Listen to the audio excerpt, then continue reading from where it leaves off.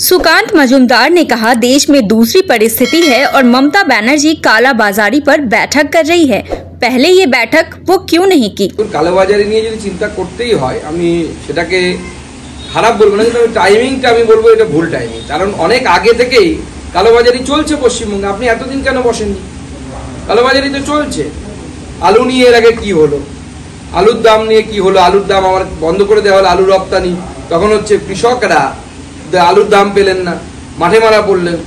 কোনো ব্যালেন্স বলে কিছু নেই রাজ্য সরকারের, এবং জিনিসপত্রের দাম যেভাবে হু করে বেড়ে চলছে। গোটা দেশে পেট্রোলের দাম কোনো বিজেপি শাসিত রাজ্যে পশ্চিমবঙ্গের থেকে ডিজেলের দাম প্রায় 10 টাকা কম। তো কিভাবে আপনি কালোবাজারি করবেন বা জিনিসপত্রের দাম আপনি মেনটেন করবেন?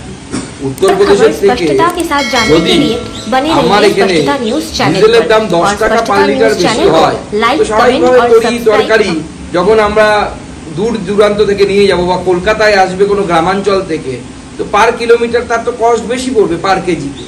উনি কাজ করতে দেন? সচিবরা তো ওনার ভয়ে জড়সড় হয়ে ঢোড়াসাপ হয়ে বসে আছে। সচিবদেরকে সচিবই মনে হয় না, পিয়ন মনে হয় এক একজন সচিবকে দেখে।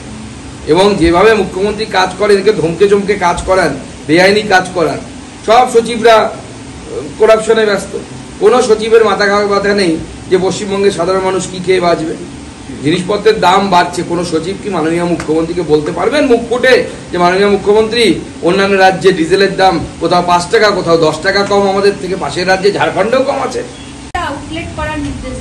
এগুলো জনগণকে বোকা বানানোর পন্থা ছাড়া আর কিছু নয়।